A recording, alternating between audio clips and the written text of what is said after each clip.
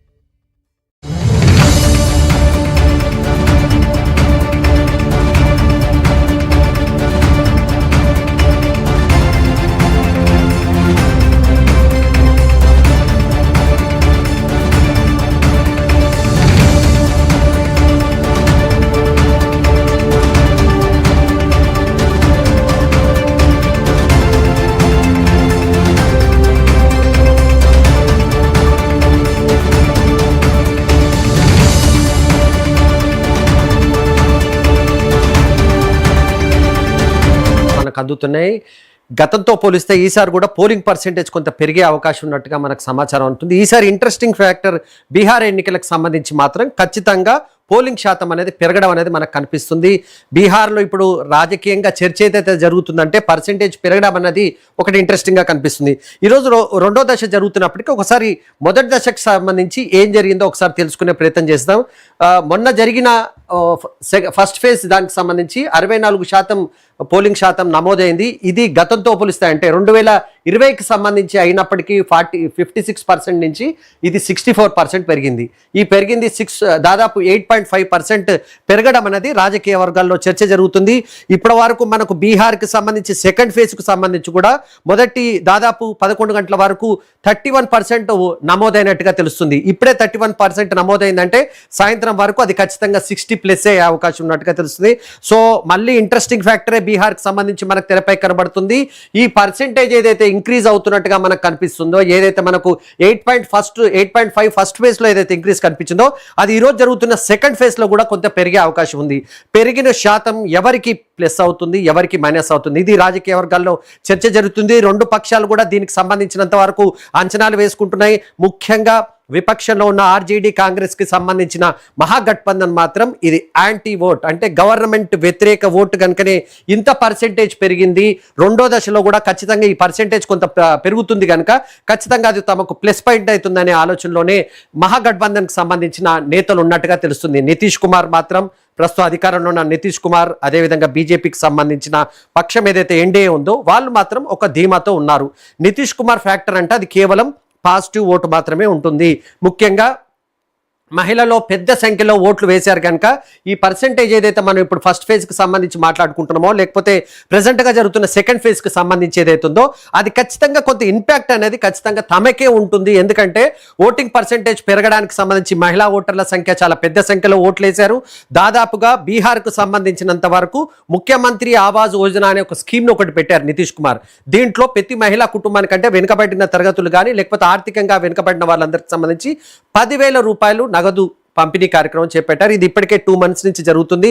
ఈ ఇంపాక్ట్ కూడా కొంత కనబడుతుంది. అందుకోసమే పోలింగ్ పర్సెంటేజ్ కొంత పెరిగిన వల్ల తమకి అడ్వాంటేజ్ జరుగుతుందనే ధీమాలోనే ఎన్డీఏ నేతలు కూడా ఉన్నారు. రెండు పక్షాలు ఖచ్చితంగా ఈ ధీమాలో ఉన్నట్టుగానే కనిపిస్తుంది. అయితే గతసారి ఏమైంది 2020లకు సంబంధించినంత వరకు ఒక్కసారి మనం గతంలో జరిగిన ఫలితాలను అంచనా వేసుకుంటే బీహార్కి సంబంధించి అంశానికి సంబంధించి కొంత క్లారిటీ వచ్చే అవకాశం ఉంటుంది. ఎందుకంటే బీజేపీ నేతలు మనకు చాలా వరకు చెప్పిందంటే గతంలో ఏం జరిగింది 2020కి సంబంధించిన బలాబలాలు ఏ రకంగా ఉన్నాయి, ఏ రకంగా కనిపించింది ఆ నేతలకు సంబంధించినంత వరకు. కానీ అప్పుడున్న పరిస్థితి ఏంటి, ఎందుకంటే బీహార్ రాజకీయం అనేది చాలా ఫాస్ట్గా మారుతుంటుంది, ఎప్పుడు ఒక రకంగా ఉండదు. 2 ఏళ్ల తర్వాత మారుతుంది. నితీష్ కుమార్ ఇటు బీజేపీతో గవర్నమెంట్ ఫామ్ చేశాడు, గతంలో ఆర్జేడీతో కలిసి కూడా ఆయన గవర్నమెంట్ని ఫామ్ చేసిన పరిస్థితి కనిపించింది. ఇప్పుడున్న నితీష్ కుమార్కి సంబంధించినంత వరకు చిన్న చిన్న పార్టీలు కూడా కీలక పాత్ర పోషిస్తాయి కనుక ఏ ఫ్యాక్టర్స్ ఏవైతే ఉన్నాయో ఆ ఫ్యాక్టర్స్ని మొత్తాన్ని కూడా మనం గమనించాల్సి ఉంటుంది. 2020కి సంబంధించినంత వరకు గతంలో జరిగిన ఫలితాలను ఒకసారి మనం విశ్లేషిస్తే దీనికి సంబంధించిన అంశంపైన మనకు కొంత క్లారిటీ వచ్చే అవకాశం ఉంటుంది. ఎందుకంటే ఈ మొత్తం ఎపిసోడ్ని మనం అంచనా వేయాలంటే గతంలో జరిగింది ఏంటనే అంశంపైన మనకు క్లారిటీ ఉండాలి. ఆ రకమైన ప్రయత్నం కొంత జరుగుతుంది, అప్పుడే అంచనా వేసినట్టుగా మనకు కొంత కనబడుతుంది. సో ఇప్పుడు ఏం జరగబోతుంది, 2020కి సంబంధించి ఫలితాలకు సంబంధించి కానీ ఇతర ఎపిసోడ్కి సంబంధించినంత వరకు నేతల్లో అంచనాలు మాత్రం ఆ రకంగానే ఉన్నాయి. ఎవరికి పూర్తి మెజార్టీ వస్తుందా, ఇది ఒకటి చర్చ జరుగుతుంది. ఎందుకంటే బీహార్కి సంబంధించినంత వరకు మెజార్టీ పూర్తి స్థాయిలో ఎప్పుడు 2020లో కూడా పూర్తిగా ఎవరికి మెజార్టీ వచ్చిన పరిస్థితి మనకు కనిపించలేదు. సో మెజార్టీ రానప్పుడు ఏం జరగబోతుందంటే చిన్న చిన్న పార్టీలు ఏవైతే ఉన్నాయో అవి కీలక పాత్ర పోషిస్తాయి. బీహార్కి సంబంధించినంత వరకు మనం ఫస్ట్ ఫేజ్ గురించి మాట్లాడుకున్నప్పుడు 121 సీట్లకు సంబంధించి కొంత చర్చ జరిగింది. ఈ రోజు ప్రస్తుతం 122 మొత్తం 243కి సంబంధించి ఈ రోజు 122 స్థానాలకు సంబంధించినంత వరకు పోలింగ్ జరగబోతుంది. ఈ నెల 14న ఫలితాలు రాబోతున్నాయి. కానీ ఇవాళ జరుగుతున్న ప్రాంతాలు ఏవైతే ఈ 122 ఉన్నాయో ఇవి చాలా కీలకమైనవి. ఇది ముఖ్యంగా మహాగఠబంధన్కి సంబంధించినంత వరకు కీ ఫ్యాక్టర్స్ ఏవైతే మనం చెప్పుకుంటామో ఆ కీ ఫ్యాక్టర్లో ఈ నియోజకవర్గాలు ఉన్నాయి. దాదాపు 100కు పైగా జనరల్ సీట్లు ఉంటాయి. దీంట్లో జరుగుతున్న ప్రాంతం ఏంటంటే సీమాంచల్ ప్రాంతంలో ఎలక్షన్స్ జరుగుతున్నాయి. సీమాంచల్ ప్రాంతానికి సంబంధించి ఏంటి అక్కడ ఫ్యాక్టర్ ఏంటంటే మైనార్టీలు అధికంగా ఉంటారు. మైనార్టీలు అధికంగా ఉన్న నియోజకవర్గాలు ఈ సెకండ్ ఫేజ్లో, ఈ రోజు జరుగుతున్న సెకండ్ ఫేజ్లో మనకు ఎన్నికల్లో వెళుతున్న పరిస్థితి కనిపించింది. ఎంఐఎం పార్టీ గతంలో సీమాంచల్లో 5 స్థానాల్లో పోటీ చేసి 5 స్థానాల్లో విజయం సాధించింది. మైనార్టీల ఫ్యాక్టర్ ఏ స్థాయిలో ఉందన్న విషయం పైన మనకు క్లారిటీ వస్తుంది. ఎందుకంటే దాదాపుగా 5 నియోజకవర్గాల నుంచి పోటీ చేసి 5 నియోజకవర్గాల్లో అక్కడ విజయం సాధించిన పరిస్థితి చూసాం. ఈసారి ఎంఐఎం దాదాపు 12కు పైగా స్థానాల్లో పోటీ చేస్తుంది. ఈసారి సంఖ్య 10కి పెరిగే అవకాశం ఉందని చెప్పేసి ఎంఐఎం ఆలోచిస్తుంది. ముస్లిం ఫ్యాక్టర్స్ ఏదైతే ఉంటుందో ఆ ఫ్యాక్టర్ తమకు అనుకూలంగా ఉందని చెప్పేసి ఎంఐఎం నేతలు అంటున్నారు. సీమాంచల్ ప్రాంతాలు సరిహద్దు ప్రాంతాలకు సంబంధించి నేపాల్తో పాటు ఇతర ప్రాంతాలకు సంబంధించి అది సరిహద్దుగా ఉంటుంది. సర్ అనే వివాదం మనం అందరికీ గుర్తొస్తుంది. ఎందుకంటే బీహార్ ఎన్నికలంటే మనం సర్ అనే అంశం తెరపైకి వస్తుంది. దాని సుప్రీంకోర్టు వరకు రాజకీయ పార్టీలు వెళ్ళాయి. ప్రత్యేకంగా స్పెషల్ ఇంటెన్సివ్ రివిజన్ ఏదైతే ఓటర్లకు సంబంధించి చేశారో దాన్ని సార్ అంటారు. దానికి సంబంధించినంత వరకు దాన్ని కోర్టుకు వెళ్లాల్సి వచ్చింది. కోర్టు కూడా దీనిపైన జడ్జిమెంట్ ఇవ్వాల్సి వచ్చింది. సుప్రీంకోర్టు వరకు కూడా దీనిపైన వెళ్ళిన పరిస్థితి కనిపించింది. సో ఇన్ని వివాదాలకు ఉన్న ఈ సీమాంచల్ ప్రాంతాలకు సంబంధించి ఎవరికైతే పార్టీకి ఆశలు ఉన్నో అది ఖచ్చితంగా మహాగఠబంధన్కి సంబంధించి ఆర్జేడీ కానీ కాంగ్రెస్ కానీ, కాంగ్రెస్ పార్టీ ఆర్జేడీకి మద్దతు ఇస్తున్న చిన్న చిన్న పార్టీలకు సంబంధించిన నేతలకు కూడా ఈ ప్రాంతం చాలా కీలకం కాబోతుంది. కనుక ఇక్కడ విజయం సాధిస్తేనే సెకండ్ ఫేజ్లో మంచి ఫలితాలు వస్తేనే ఫస్ట్ ఫేజ్లో ఉన్న కొంత అడ్వాంటేజ్ ఎన్డీఏకి సంబంధించి, ఎందుకంటే ఎన్డీఏకు ఎక్కువగా పాజిటివ్ ఉన్న నియోజకవర్గాలన్నీ ఫస్ట్ ఫేజ్లో జరిగాయి. ఇప్పుడు జరుగుతున్న సెకండ్ ఫేజ్ అనేది కూడా పూర్తిగా మైనార్టీలకు సంబంధించి కానీ ఇతర వర్గాలకు సంబంధించి కనుక ఆ అంశాలపైనే కొంత ప్రధాన పార్టీలు దృష్టి సారించినట్టుగా మనకు కనబడుతుంది. అడ్వాంటేజ్ని తీసుకోవాలనే ఆలోచనలోనే అన్ని ప్రధాన పార్టీలు అక్కడ ఉన్నట్టుగా మనకు కనిపిస్తుంది. అదే సమయంలో ఏ చిన్న పార్టీని కూడా వదులుకోవడానికి ఎవరు ప్రయత్నించట్లేదు. గతంలో మనం విశ్లేషించుకున్న బీహార్కి సంబంధించి చాలా చిన్న పార్టీలు ఉంటాయి. కేవలం 5 సీట్లు 6 సీట్లకు పోటీ చేసే పార్టీలకు కూడా మంచి పదవులు లభించే అవకాశం ఉంది. అలాంటిది ఒక పార్టీ విఐపి పార్టీ. ఆ పార్టీకి సంబంధించిన షైని అనే వ్యక్తి ఒక ఆయన ఉన్నారు. ఆయనను ఏకంగా ఉప ముఖ్యమంత్రి చేయడానికి కూడా ఆర్జేడీ అంగీకరించింది. మహాగఠబంధన్ అంటూ అధికారంలోకి వస్తే ఆయన ఉప ముఖ్యమంత్రి కాబోతున్నారు. అంటే ఫ్యాక్టర్ ఎంత ఉంది. గతంలో ఆ పార్టీ విఐపి పార్టీ కేవలం 2-3 నియోజకవర్గాలు మాత్రమే విజయం సాధించినప్పటికీ ఈసారి జరుగుతున్న ఎన్నికల్లో ఆ పార్టీకి దాదాపు 15 నియోజకవర్గాల్లో అవకాశం కల్పించారు. సో ఆ పార్టీకి సంబంధించి క్యాస్ట్ కొంత ఇంపాక్ట్ ఉంటుంది కనుక ఫిషర్మెన్ కమ్యూనిటీ కానీ వీళ్ళందరికి సంబంధించినంత వరకు కొంత ప్రయోజనం ఉంటుందనే ఉద్దేశంతోనే పార్టీ నేతలు ముఖ్యంగా మహాగఠబంధన్ వాళ్ళు దీనికి సంబంధించి ఆలోచన చేసినట్టుగా మనకు కనిపిస్తుంది. బీహార్కి సంబంధించినంత వరకు ఒకసారి కొంత విశ్లేషణ మనం చేసుకోవాలి. బీహార్ ఎలక్షన్కి సంబంధించినంత వరకు కుల సమీకరణాలు చాలా బలంగా ఉన్న రాష్ట్రం ఏదైనా ఉంది అంటే అది ఖచ్చితంగా బీహార్ అనే చెప్పుకోవాలి. దానికి సంబంధించి కూడా అనేక ఉదాహరణలు ఉన్నాయి. ట్రెడిషనల్గా చూసుకుంటే బీహార్ మొదటి నుంచి అగ్రవర్ణాలకు బేస్డ్గా ఉన్న పార్టీగా కాంగ్రెస్ పార్టీని చూశారు. కాంగ్రెస్ పార్టీ 10 ఏళ్ళు అక్కడ అధికారంలో ఉన్నప్పటికీ అక్కడ పూర్తిగా అగ్రవర్ణాలకు సంబంధించిన వాళ్ళ పార్టీగానే కాంగ్రెస్ పార్టీ గుర్తింపు పొందింది. ఆ తర్వాతనే అగ్రవర్ణాల నుంచి ఇబ్బంది పడ్డ వాళ్ళందరూ కూడా యాదవ్ కమ్యూనిటీ ఏదైతే ఉందో వాళ్ళందరూ కూడా వేరే ఒక పార్టీ వస్తే బాగుంటుందంటే అదే సమయంలో లల్లు ప్రసాద్ యాదవ్ ఆర్జేడీ పార్టీని స్థాపించారు. ఇది పూర్తిగా బీసీ కమ్యూనిటీకి సంబంధించిన పార్టీగా దాన్ని చూస్తారు. 10 ఏళ్ల పాటు ఆ పార్టీ కూడా అధికారంలో ఉంది. నితీష్ కుమార్ ఫ్యాక్టర్ ఏంటంటే నితీష్ కుమార్కి ఉన్న అడ్వాంటేజ్ కానీ ఆయనకున్న కొంత పాజిటివ్ ఏంటని చెప్తే ఈ ఎకనామికల్లీ బ్యాక్వర్డ్ పడ్డ అన్ని వర్గాలకు సంబంధించిన వాళ్ళు చిన్న వర్గాలు ఏవైతే ఉంటాయో ఆ వర్గాలు మొదటి నుంచి జేడీయూకి సంబంధించి నితీష్ కుమార్ పట్ల ఉన్నట్టుగా మనకు కనిపిస్తుంది. ఆయన పట్ల పాజిటివ్గా ఉంటారు, ఆయన వెనుక వెళ్ళడానికి కూడా నేతలు ఇష్టపడతారు. కనుక నితీష్ కుమార్ ఎక్కువ కాలం దాదాపు 10 నుంచి 15 సంవత్సరాల పాటు ఆయన ముఖ్యమంత్రిగా ఉండగలుగుతున్నారు. 2 పార్టీలకు సంబంధించి ఆర్జేడీ మద్దతుతో కొద్ది కాలం ఉన్నారు, అదేవిధంగా బీజేపీ మద్దతుతో కూడా ఆయన ఇప్పటి వరకు కొంత అధికారంలో కొనసాగుతున్న పరిస్థితి కనిపించింది. సో క్యాస్ట్కి సంబంధించిన ఈక్వేషన్స్ మనం చూసాము, మైనార్టీల పాత్ర ఏ రకంగా ఉంటుందో చూసాము. పెద్ద జనాభా ఉంటుంది, చిన్న చిన్న కమ్యూనిటీకి సంబంధించి కూడా ఎవరిని వదులుకోవడానికి ఎవరు సిద్ధపడరు కనుక అన్ని కులాలను వాళ్ళందరినీ కలుపుకొని పోవడానికే రాజకీయ పార్టీలు ప్రయత్నిస్తాయి. చిరాగ్ పాస్వాన్ అనే వ్యక్తి కూడా చాలా కీలక వ్యక్తి. రామ్విలాస్ పాస్వాన్కి సంబంధించిన తనయుడు, జనశక్తి పార్టీకి సంబంధించి లోక్ జనశక్తి పార్టీకి సంబంధించిన నాయకుడు. ఆయన కూడా చాలా బలమైన సామాజిక వర్గాన్ని నుంచి వస్తారు. దళిత్ కమ్యూనిటీకి సంబంధించినంత వరకు ఆయనకు చాలా మొదటి నుంచి రామ్విలాస్ పాస్వాన్ ఉన్నప్పుడు బీహార్లో పూర్తిగా దళితులు మొత్తం రామ్విలాస్ పాస్వాన్ అయిపోయి ఉన్నారు. ఆ తర్వాత ఆయన తనయుడు కొడుకు దీనికి సంబంధించి ఇది టేక్ ఓవర్ చేసిన తర్వాత కూడా ఆయన కూడా ప్రస్తుతం ఈ కమ్యూనిటీలోకే ఉన్నారు. అదేవిధంగా ఎన్డీఏతో కొనసాగుతున్నారు. ప్రస్తుతం కేంద్ర మంత్రిగా కూడా ఆయన కొనసాగుతున్న పరిస్థితి కనిపించింది. ఇలాంటి చిన్న చిన్న పార్టీలకు సంబంధించి సమూహమే 2 కూటమిలుగా ఏర్పడ్డాయి. ప్రస్తుతం జరుగుతున్న పోలింగ్ సర్వేలు మాత్రం కనిపిస్తుంటే మాత్రం పర్సెంటేజ్ చాలా పెరిగే అవకాశం ఉంది. మనం ఫస్ట్ ఫేజ్ గురించి మాట్లాడుకున్నాం, దాదాపు 64% అయితే ఇప్పటి వరకు సెకండ్ ఫేజ్కి సంబంధించి ఆల్రెడీ 30+ పోలింగ్ నమోదైనట్టుగా తెలుస్తుంది. సాయంత్రం వరకు అది 65 దాటే అవకాశం ఉంది. అదే జరిగితే రికార్డ్ బీహార్ చరిత్రలో అత్యధిక ఓటింగ్ జరిగిన పరిస్థితి కనిపిస్తుంది. దానికి సంబంధించి రాజకీయ పార్టీలు ఎలా చూస్తాయో చూడాలి. దీంట్లో ఇంకొక కీ ప్లేయర్ కూడా ఉన్నట్టుగా మనకు కనిపిస్తుంది, అదే ప్రశాంత్ కిషోర్. ఆయన పార్టీకి సంబంధించినంత వరకు పార్టీని అయితే ఏర్పాటు చేశారు కానీ ఆయన పోటీ చేయలేదు. ముఖ్యమంత్రి అభ్యర్థిగా ఆయనను ఒకసారి ఫోకస్ చేశారు, ఆయననే ముఖ్యమంత్రి అభ్యర్థి అనుకున్నారు. ఒక టైంలో ఆయన నేరుగా తేజస్వి యాదవ్ పైన పోటీ చేస్తారని కూడా కొంత చర్చ జరిగినప్పటికీ చివరి నిమిషంలో ఆయన పోటీ నుంచి విరమించుకున్నారు. కేవలం ఆయన అభ్యర్థులు మాత్రమే దాదాపు 100 నియోజకవర్గాల్లో, బీహార్లో 243 నియోజకవర్గాలు ఉంటే దాదాపు 100 నియోజకవర్గాలకు సంబంధించి కొంత స్ట్రాంగ్గా పోటీని ఇచ్చే ఆలోచనలో ఉన్నట్టుగా ప్రశాంత్ కిషోర్ ఉన్నారు.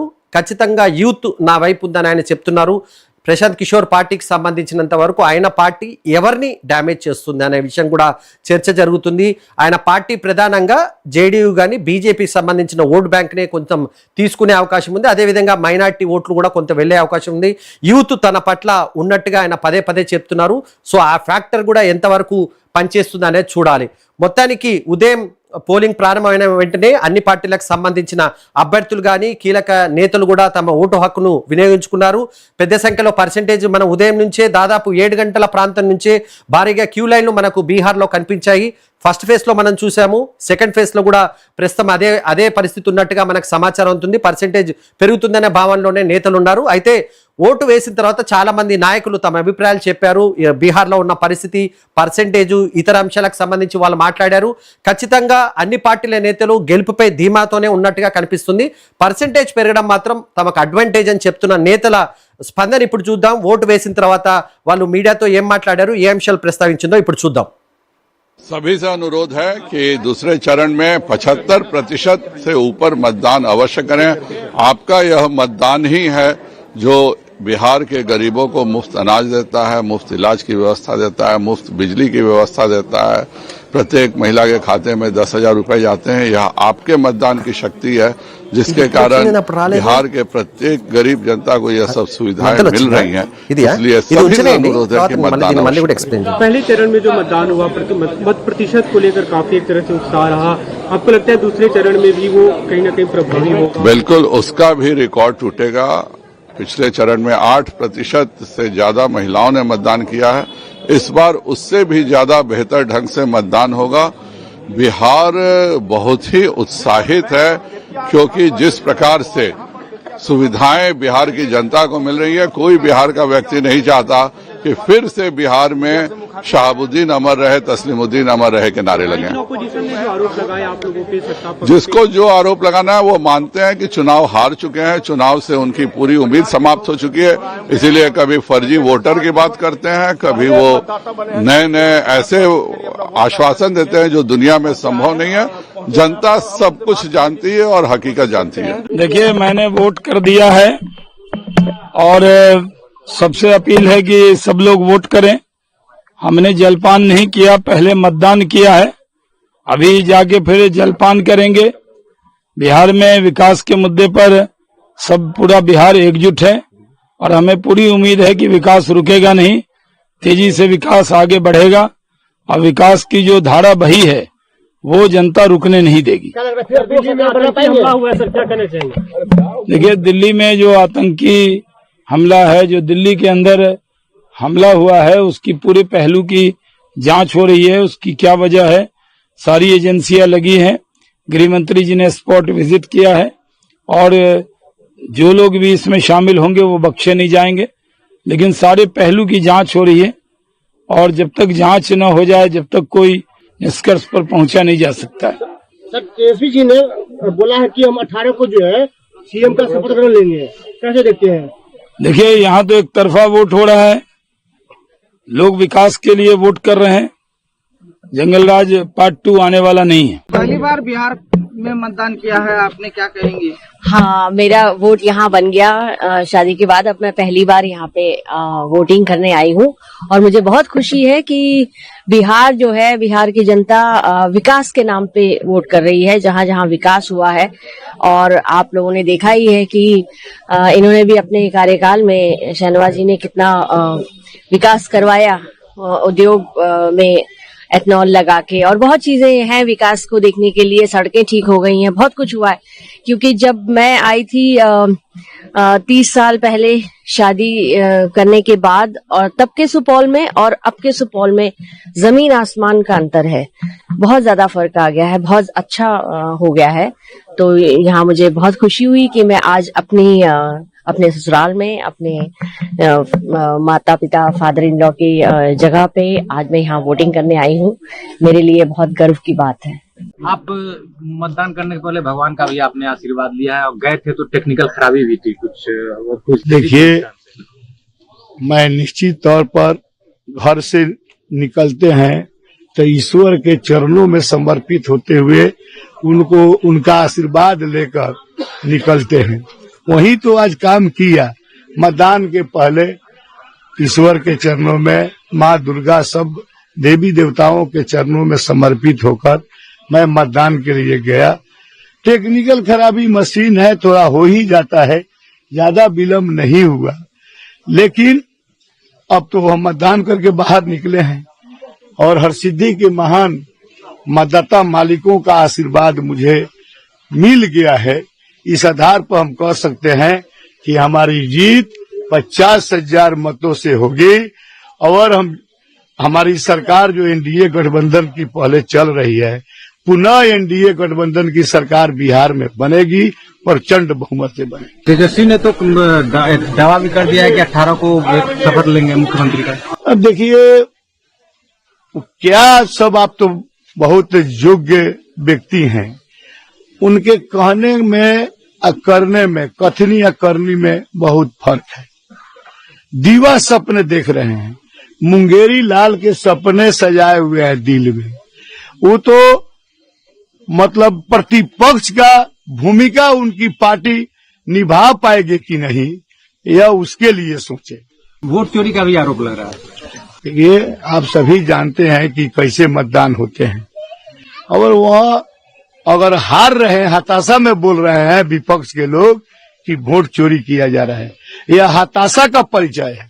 ये हमारी बेटियां एक नए बिहार को लेकर, भ्रष्टाचार मुक्ति को लेकर, इंस्पेक्टर राज, गुंडा राज, न्याय व्यवस्था को लेकर के एक बदलाव, एक बड़ा बदलाव मैं चाहता हूं कि पलायन ना हो, मक्का और मखान पर फैक्ट्री हो, बाढ़ से मुक्ति मिले और हमारे आने वाले जो बच्चे हैं वो अपने परिवार के साथ एक अच्छी इकोनॉमी को लेकर के आगे बढ़े, जो मेरी सोच है। फोर्सेस पे आप सवाल उठा रहे हैं। मैं तो कह रहा हूं कि कई बूथों पर एजेंट का काम वो शुरू कर दिया है।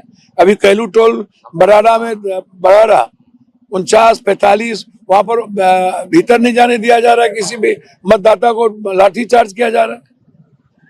आप जाकर के देख लें बराड़ा के कैलू टोल। हाँ, मैंने बात किया, मैंने कहा कई बूथों पर बक्सा आप जाकर के देखिए, ईवीएम खराब है, पशुपालन में ईवीएम खराब है। तो ये क्या है?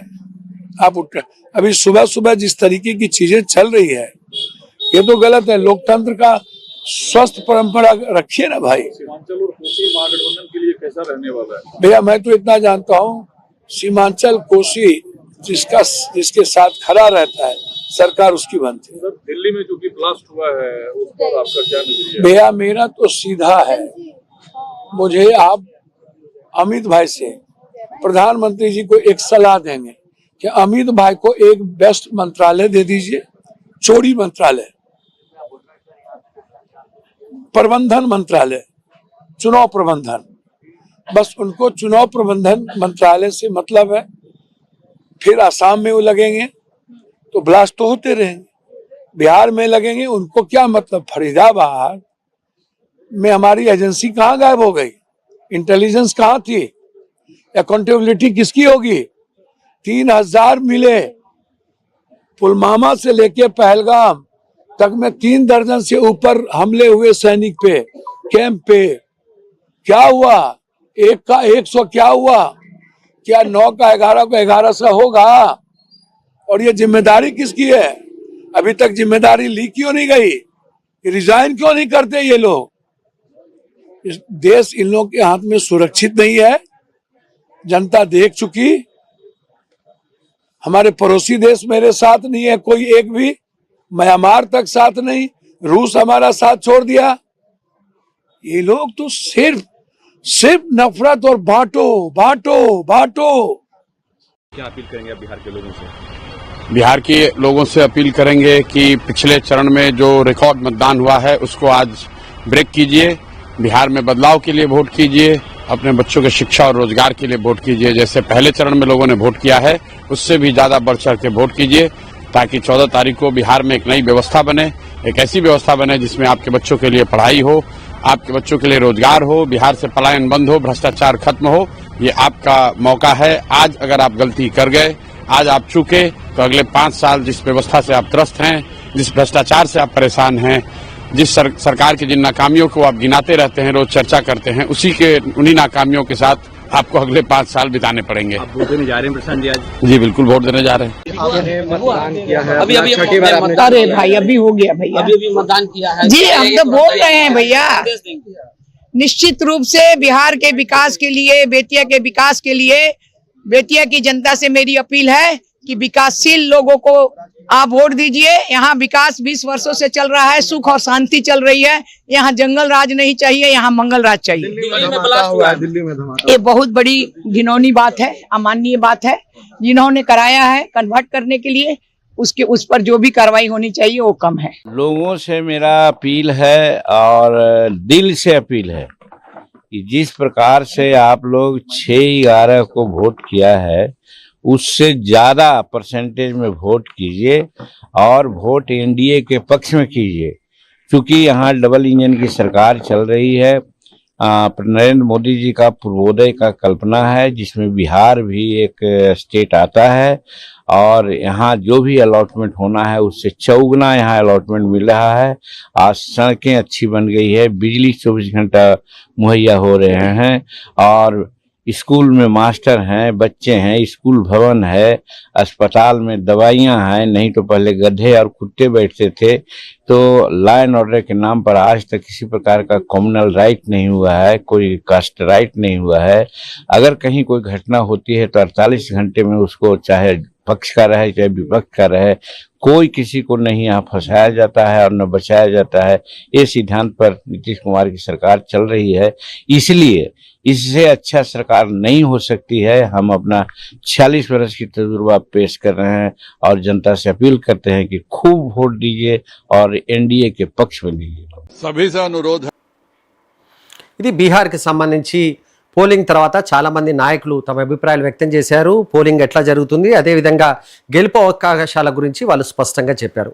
బీహార్ ఎన్నికల గురించి మాట్లాడాలన్నప్పుడు కొన్ని చిత్రాలు అని చెప్పేసి అంటారు. అంటే కొంచెం ఇంట్రెస్టింగ్ ఫ్యాక్టర్స్ కొన్ని ఉంటాయి, అవి చాలా చిన్నగా ఉంటాయి, కానీ రాష్ట్ర రాజకీయాలపై తీవ్రంగా ప్రభావం చూపే కొన్ని అంశాలు ఉంటాయి. అలాంటి అంశాల గురించి ఇప్పుడు ఒకసారి మనం మాట్లాడుకునే ప్రయత్నం చేస్తాం. బీహార్లో సహస్ర అనే ఒక నియోజకవర్గం ఉంటుంది. ఇన్ని 243 నియోజకవర్గాల్లో ఈ నియోజకవర్గం స్పెషల్ ఏంటి అంటే ఖచ్చితంగా ఈ నియోజకవర్గం స్పెషలే. ఇక్కడ ఏ పార్టీకి సంబంధించిన అభ్యర్థి విజయం సాధిస్తారో ఆ పార్టీ రాష్ట్రంలో ప్రభుత్వాన్ని ఏర్పాటు చేస్తుందన్న ఒక సెంటిమెంట్ చాలా బలంగా ఉంది. చాలాసార్లు అది కొంత నిరూపణ కూడా జరిగింది. అంటే వాస్తవికంగా జరిగింది. చాలాసార్లు అక్కడి నుంచి గెలిచిన ఏ పార్టీ అభ్యర్థి అయితే గెలిచాడో ఆ పార్టీకి సంబంధించిన ప్రభుత్వమే అక్కడ ఏర్పడింది. అది చాలాసార్లు జరిగింది కనుక ఈసారి కూడా ఆ సెంటిమెంట్ వర్కౌట్ అవుతుందా, సహస్రాలో ఎవరు గెలుస్తారు, దీనికి సంబంధించి పూర్తి వివరాలు తెలుసుకుందాం.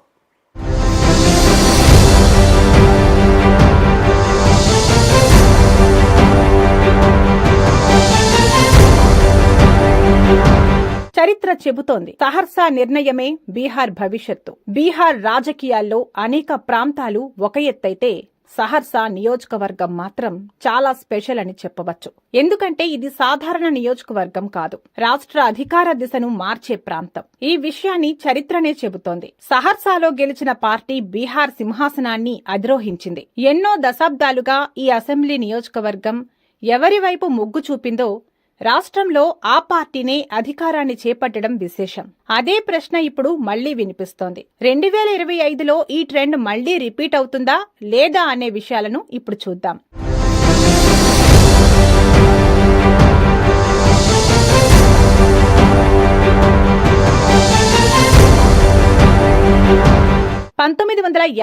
లో సహర్సా నియోజకవర్గం ఏర్పడినప్పటి నుంచి ఇప్పటి వరకు 16 సార్లు ఎన్నికలు జరిగాయి. మొదటి 8 ఎన్నికల్లో కాంగ్రెస్ ఆధిపత్యం చాటి 6 సార్లు గెలిచింది. తర్వాత బీజేపీ రంగంలోకి దిగి 5 సార్లు పోటీ చేసి 4 సార్లు విజయం సాధించింది. ఇక ఆర్జేడీ, జనతాదళ్ పార్టీలు 2 సార్లు గెలిచాయి. జనతా పార్టీ, ప్రజా సోషలిస్ట్ పార్టీ ఒక్కసారి చొప్పున గెలుచుకున్నాయి. ప్రతిసారి సహర్సాలో గెలిచిన పార్టీ రాష్ట్రంలోనూ అధికారాన్ని ఏర్పాటు చేసింది. దీంతో ఈ నియోజకవర్గం బీహార్ రాజకీయాలను నిర్ణయించే కేంద్రంగా మారింది. ఈ ప్రాంతానికి మధేపురా లోక్సభ నియోజకవర్గానికి కూడా ఇదే సంబంధం ఉంది. 2008 నుంచి సహర్సా మధేపురా లోక్సభ నియోజకవర్గంలో భాగమైంది.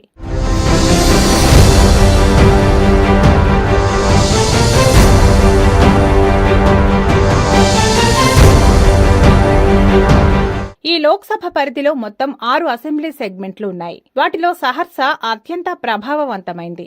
మధేపురను జేడీయూ బలమైన ప్రాంతంగా పరిగణిస్తారు. 2008 తర్వాత జరిగిన 4 ఎన్నికల్లో జేడీయూ 3 సార్లు గెలిచింది.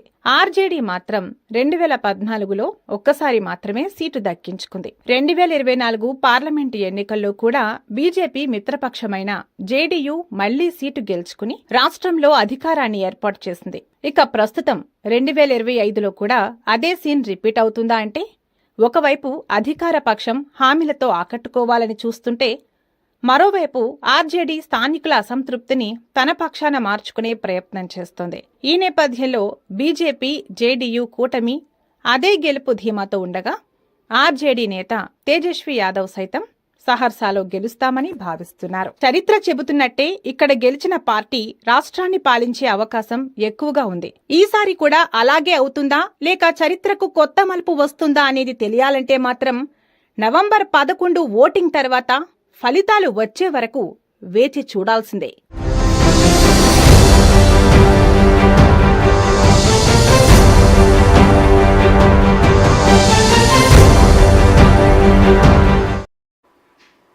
ఇది సహస్రాకు సంబంధించిన సెంటిమెంట్ స్టోరీ. మరి ఈసారి కూడా ఆ సెంటిమెంట్ వర్కౌట్ అవుతుందా, అక్కడ ఏ పార్టీ గెలిస్తే ఆ పార్టీ ఇక్కడ ప్రభుత్వం ఏర్పాటు చేస్తుంది, ఈ అన్ని అంశాలు తెలుసుకోవాలంటే మనం ఈ నెల 14 వరకు వెయిట్ చేయాల్సి ఉంటుంది. ఇక మనం 2025 ఎలక్షన్స్ గురించి మాట్లాడాలంటే 2020లో ఏం జరిగిందనే అంశం మనం తెలుసుకోవాల్సింది. బీహార్కి సంబంధించి మనం మొదటి నుంచి చెప్తుంటాం. ఇక్కడ రాజకీయ పార్టీలకు సంబంధించి మనం గ్రాఫిక్స్లో చూస్తున్నాం. ఏ పార్టీకి స్పష్టమైన మెజార్టీ వచ్చినట్టు మనకి ఇక్కడెక్కడ కనిపించదు. 243కు సంబంధించినంత వరకు ఏ పార్టీ కూడా గతంలో కూడా పూర్తి స్థాయిలో మెజార్టీ సాధించినప్పటికీ చిన్న చిన్న పార్టీలుగా ఉన్నవాళ్ళు, లేకపోతే కేంద్ర జాతీయ రాజకీయ పార్టీకి బలంగా ఉన్న ఆల్టర్నేటివ్ పార్టీలు కొంత ప్రభావం చూపుతాయి. ఫస్ట్గా మనం 2020కి సంబంధించి ఇక్కడ ఒక గ్రాఫిక్ చూస్తున్నాం. ఆర్జేడీ అక్కడ 75 సీట్లు గత ఎలక్షన్లో విజయం సాధించినప్పటికీ ప్రభుత్వాన్ని ఏర్పాటు చేయలేకపోయింది. పూర్తిగా చూస్తే ఏ పార్టీకి అది ఎక్కువ సీట్లు వచ్చాయంటే 75 సీట్స్ ఆర్జేడీకి వస్తాయి, కానీ ఆర్జేడీ ఇక్కడ ప్రభుత్వాన్ని ఏర్పాటు చేయలేకపోయింది. దానికి ప్రధాన కారణం ఏంటంటే బీజేపీకి 74 సీట్లు ఉన్నప్పటికీ బీజేపీకి మద్దతు ఇచ్చిన పార్టీ ఏంటంటే 43 సీట్లతో ఉన్న జేడీయూ. సో ఈ 2 పార్టీలు కలిపి దాంతోపాటు ఇక్కడ ఈ 25 సీట్స్ చూసారా, ఇవన్నీ అదర్స్ అని చెప్తారు. వీళ్ళు చాలా కీలకం. అన్ని చిన్న చిన్న పార్టీలు ఉంటాయి కానీ చాలా స్ట్రాంగ్ హోల్డ్ కమ్యూనిటీ పరంగా ఇందాక మనం మాట్లాడుకున్నప్పుడు కులాల పరంగా దాని పరంగా చాలా స్ట్రాంగ్గా ఉన్న కమ్యూనిటీకి సంబంధించిన ఈ 25 మంది ఎవరైతే గతంలో గెలిచారో వాళ్ళు కీలక పాత్ర పోషించారు. రెండు ఇక్కడ 74-43 కలిపి ఈ చిన్న పార్టీల మద్దతుతో అక్కడ అప్పుడు ఆర్జేడీ బీజేపీ ప్రభుత్వాన్ని ఏర్పాటు చేసింది. కాంగ్రెస్ పార్టీ లాస్ట్ టైం కూడా తక్కువ మాత్రమే గెలుపొందిన పరిస్థితి కనిపించింది. ఈసారి కూడా అంచనాలు కానీ రాజకీయ వర్గాలు చెప్తున్న సమీకరణాల ప్రకారం అయితే ఈ పార్టీ ఈసారి కూడా గొప్పగా ఓట్లు సాధించే అవకాశం లేదనేది మాత్రం ఒక చర్చ మాత్రం జరుగుతుంది. పోటీ ఏదైనా ఉందంటే ఈ 3 ఫ్యాక్టర్స్ మధ్యనే మనకు కనిపిస్తుంది. ఆర్జేడీ ఖచ్చితంగా గట్టి పోటీని ఇస్తుంది, బీజేపీ కొంత స్ట్రాంగ్గా కనిపిస్తుంది. ట్రెడిషనల్ ఓటు ఇదంతా నితీష్ కుమార్ ఓట్లు ఇవన్నీ. నితీష్ కుమార్కి సంబంధించి పార్టీ జేడీయూ అయినప్పటికీ ఆయన బ్రాండు ఆయనకు సంబంధించిన ఇమేజ్తోనే ఈ సీట్లకు సంబంధించి వాళ్ళు గెలిచే అవకాశం ఉంటుంది. కాంగ్రెస్ పార్టీ అంటుంది అదర్స్ ఇంపాక్ట్ ఎప్పుడు బీహార్ రాజకీయాలకు సంబంధించి ఇంపాక్ట్ కనిపిస్తుంది కనుక ఈసారి ఎవరు వీళ్ళందరి కీలక పాత్ర వీళ్ళు పోషిస్తారా, లేకపోతే ఈ పార్టీ పూర్తి మెజార్టీతో కాంగ్రెస్ ఆర్జేడీ కలిసి ప్రభుత్వాన్ని ఏర్పాటు చేస్తుందా, లేకపోతే బీజేపీ జేడీయూ కలిపి గతంలో మాదిరిగానే ప్రభుత్వాన్ని ఏర్పాటు చేస్తుందని చూడాలి. కానీ ఫ్యాక్టర్ మనం పదే చెప్తున్నాం, ఈ చివరిలో ఉన్న సంఖ్యను గుర్తుపెట్టుకోండి. ఇది బీహార్ రాజకీయాలకు సంబంధించి అదర్స్ అనే పదం ఏదైతుందో వీళ్ళే ఖచ్చితంగా కీలక పాత్ర పోషించబోతారు. ఎవరు ప్రభుత్వాన్ని ఏర్పాటు చేయాలి, ఎవరు ప్రభుత్వంలో ఉండాలి, ఎవరు ముఖ్యమంత్రి కావాలనేది ఈ అదర్స్ మాత్రం ఫ్యాక్టర్స్ చాలా కీలకంగా పనిచేస్తుంది. ఇక మనం ఇందాక మాట్లాడుకున్నట్టుగానే కొన్ని నియోజకవర్గాల సెంటిమెంట్ గురించి మాట్లాడుకున్నాము. కానీ బీహార్లో ఎప్పుడు కూడా శాశ్వత శత్రువులు ఉండరు, శాశ్వత మిత్రులు ఉండరు. ఇది ఇది బీహార్కి సంబంధించిన రాజకీయాల్ని మనం దగ్గర నుంచి చూస్తే కనిపిస్తుంది. మనందరికీ తెలుసు నితీష్ కుమార్ ఆర్జేడీతో కలిసి పనిచేశారు, అదేవిధంగా బీజేపీతో కూడా కలిసి పనిచేశారు. ఇలాంటి ఒక చిన్న ఇన్సిడెంట్ ఒకటి మనము గమనించుకోవాలి. రాజకీయాల్లో చిన్న ఇన్సిడెంట్, చిన్న కలయిక అంటే ఇద్దరు నాయకుల కలయిక మొత్తం రాజకీయాన్నే మార్చేస్తుంది అంటారు కదా, అలాంటి సంఘటన ఒకటి బీహార్కి సంబంధించి ఇటీవల చోటు చేసుకుంది. ఆర్జేడీకి సంబంధించి లాలూ ప్రసాద్ యాదవ్ కుమారుడు తేజ్ ప్రతాప్ యాదవ్ ఒక పార్టీని స్థాపించారు. ఆయన కూడా అక్కడ పోటీ చేస్తున్నారు. ఆయన అదేవిధంగా బీజేపీ గోరఖ్పూర్కి సంబంధించిన ఎంపీ రవికిషన్ ఈ మధ్య ఒకే చోట ఇద్దరు కలుసుకొని చాలా ఆత్మీయంగా పలకరింపు చేసుకున్నారు, చాలా బాగా మాట్లాడారు. ఈ విజువల్ ఏదైతే ఉందో ఇది రాజకీయంగా చాలా చర్చకు దారితీస్తుంది. ఆయన ఏ రకమైన నిర్ణయాలు తీసుకుంటారు. రవికిషన్ ఏకంగా తేజ్ ప్రతాప్ యాదవ్ని బాగా పొగిడారు. అసలు ఏంటి వీళ్ళిద్దరు కలయిక ఎందుకు జరిగింది, ఏం జరిగిందో ఇప్పుడు తెలుసుకునే ప్రయత్నం చేద్దాం.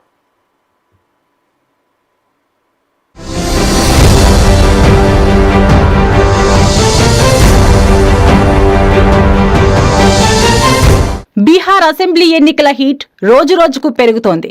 మొదటి దశ పోలింగ్ పూర్తయ్యాక అక్కడి రాజకీయ వాతావరణం మరింత రసవత్తరంగా మారింది. ప్రతి పార్టీ తన సత్తా చాటుకోవడానికి ప్లాన్ చేస్తున్న వేళ పాట్నా ఎయిర్పోర్ట్ లో ఓ అరుదైన దృశ్యం వెలుగులోకి వచ్చింది.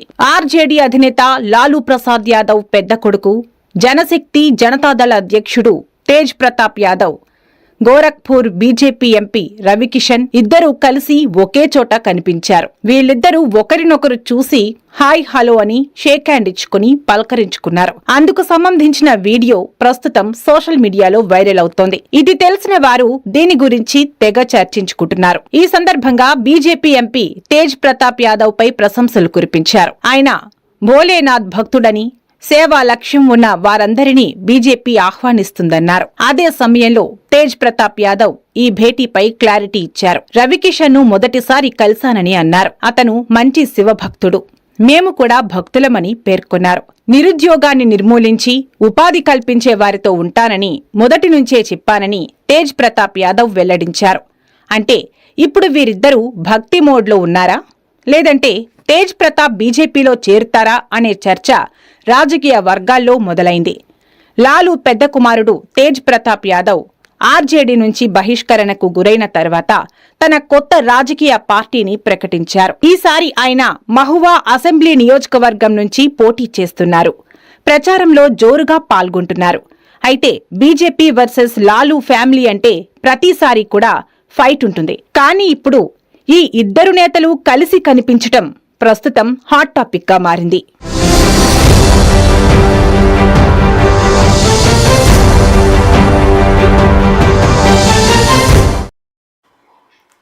ఇది బీహార్ ఎన్నికలకు సంబంధించిన ఇప్పటి వరకు ఉన్న అప్డేట్స్. ఇంకా చాలా అప్డేట్స్ మనకు బీహార్కి సంబంధించి రావాల్సి ఉంది. సాయంత్రం వరకు బీహార్కి సంబంధించి పర్సెంటేజ్ ఏ రకంగా పెరుగుతుంది, నాయకుల అంచనాలు ఏ రకంగా ఉన్నాయి, ఇవన్నీ అప్డేట్స్ మీకు ఎప్పటికప్పుడు అందిస్తూనే ఉంటాము. అయితే అదే సమయంలో ఢిల్లీలో పేలుళ్లు జరిగాయి. దీనికి సంబంధించి అనేక రకాలైన